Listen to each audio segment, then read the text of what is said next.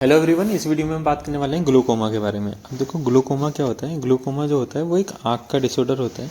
क्या का डिसऑर्डर होता है? आँख का। इसमें इमेज कैसी हो जाती है हमारी, ये जो मैंने पहली इमेज लगा रखी है, आँख कुछ ऐसी हो जाती है। और जो व्यक्ति है जिसे ग्लूकोमा हुआ है उसका विजन कैसा हो जाता है? उसका विजन हो जाता है ऐसा। जो हमने सेकेंड इमेज लगा रखी है ऐसा विजन हो जाता है। अब इसमें होता क्या है, इसमें ऑप्टिक नर्व डैमेज हो जाती है और लॉस ऑफ विजुअल फंक्शन हो जाता है। ये सब किसके वजह से होता है? आईओपी बढ़ने की वजह से। किसकी वजह से? आईओपी बढ़ने की वजह से। अब आईओपी क्या होता है? आईओपी होता है इंट्रा ओक्यूलर प्रेशर। जब हमारी आंख में इंट्रा ओक्यूलर प्रेशर इंक्रीज हो जाता है उसकी वजह से क्या होता है? ग्लूकोमा होता है। अब ये आईओपी क्यों बढ़ता है? ये बढ़ता है एक्वस ह्यूमर की वजह से। क्यों बढ़ता है? एक्वस ह्यूमर की वजह से। आईओपी की नॉर्मल रेंज कितनी है? 10 से 20 mm कितनी है? 10 से 20 mm। जब ये 20 से ज़्यादा हो जाता है तो आईओपी बढ़ जाता है और ग्लूकोमा हो जाता है। ठीक है। अब इसका मैनेजमेंट कैसे करेंगे? ये हो रहा है आईओपी बढ़ने की वजह से, तो हम ऐसा कुछ करेंगे जिससे आईओपी कम हो जाए। आईओपी कम हो जाए। अब आईओपी हम दो तरह से कम कर सकते हैं। या तो जो एक्वस ह्यूमर है हमारी आंख में जिसकी वजह से आईओपी बढ़ा हुआ है उसे ड्रेन कर देंगे, मतलब ड्रेनेज ऑफ एक्वस ह्यूमर कर सकते हैं। या फिर जो भी एक्वस ह्यूमर बन रहा है हमारी आंख में उसे हम बनना बंद कर दें, मतलब फॉर्मेशन ऑफ एक्वस ह्यूमर को क्या कर दें? हम रिड्यूस कर दें। ये हो गया मैनेजमेंट ऑफ ग्लूकोमा। ठीक है। अब जो ग्लूकोमा है वो दो तरह का होता है। एक होता है नैरो एंगल ग्लूकोमा, एक होता है wide angle glaucoma. Narrow angle का दूसरा नाम है acute congestive glaucoma. Wide angle का दूसरा नाम है क्रोनिक सिंपल ग्लूकोमा। ठीक है, क्रोनिक सिंपल ग्लूकोमा। अब जो नैरो एंगल और वाइड एंगल है उसमें हम कौन कौन से ड्रग यूज़ करते हैं पहले हम ये देख लेते हैं। इसके बाद नेक्स्ट पेज में हम देखेंगे इनका मैकेनिज्म ऑफ एक्शन। तो जो नैरो एंगल ग्लूकोमा है उसमें कौन कौन से ड्रग यूज़ करते हैं? एक हम यूज़ करते हैं ऑस्मोटिक एजेंट। ऑस्मोटिक एजेंट क्या हो सकता है? मैनिटोल 20% हो सकता है या फिर ग्लिसरॉल 50% हो सकता है।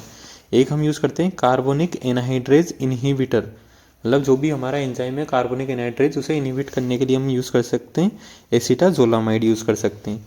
इसके बाद हम एक यूज़ कर सकते हैं बीटा ब्लॉकर। बीटा ब्लॉकर कौन सा यूज़ करते हैं? टीमोलोल। हम ये टीमोलोल क्यों यूज़ करते हैं ये मैं बताऊंगा मैकेनिज्म ऑफ एक्शन में। इसके बाद एक हम यूज़ कर सकते हैं मियोटिक्स। मियोटिक्स मतलब मियोटिक एजेंट जो हमारी आँख का मियोसिस करवाए, जैसे पाइलोकार्पिन। ठीक है, एक हम ये यूज़ कर सकते हैं। अब अगर हम बात करें वाइड एंगल ग्लूकोमा की तो इसमें एक तो बीटा ब्लॉकर यूज़ कर सकते हैं टीमोलोल जो मैंने यहाँ पे बताया था। इसके अलावा हम क्या यूज़ कर सकते हैं? कार्बोनिक एनहाइड्रेज इनहिबिटर एसिटाजोलामाइड, वही सेम। इसके अलावा हम यूज़ कर सकते हैं वाइड एंगल में अल्फा एगोनिस्ट। अल्फा एगोनिस्ट कौन सा यूज़ कर सकते हैं? डीपी वेफ्रिन और एप्राक्लोनिडिन। डीपी वेफ्रिन और एप्राक्लोनिडिन, ये अल्फा अगोनिस्ट ड्रग हम यूज़ कर सकते हैं। इसके अलावा एक मियोटिक यूज़ कर सकते हैं पाइलोकार्पिन, जो हमने यहाँ पे देखा था।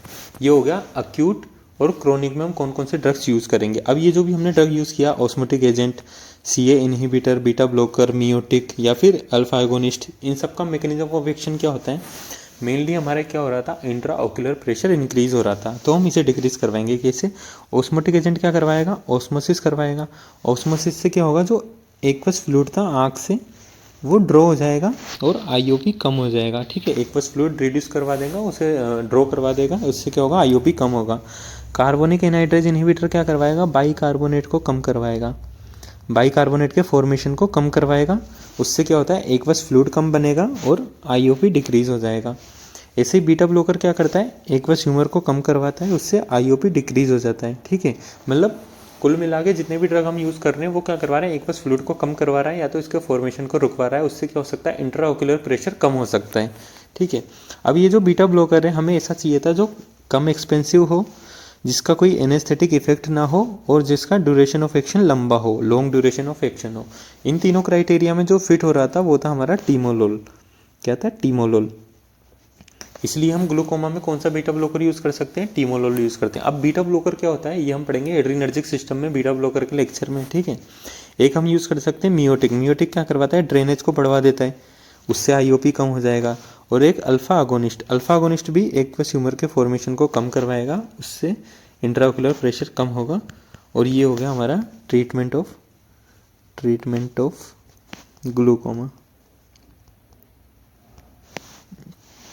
ये हो गया हमारा ग्लूकोमा। इसके बाद हम नेक्स्ट लेक्चर में बात करने वाले हैं ओपी पॉइजनिंग, मतलब ऑर्गेनोफॉस्फोरस पॉइजनिंग के बारे में।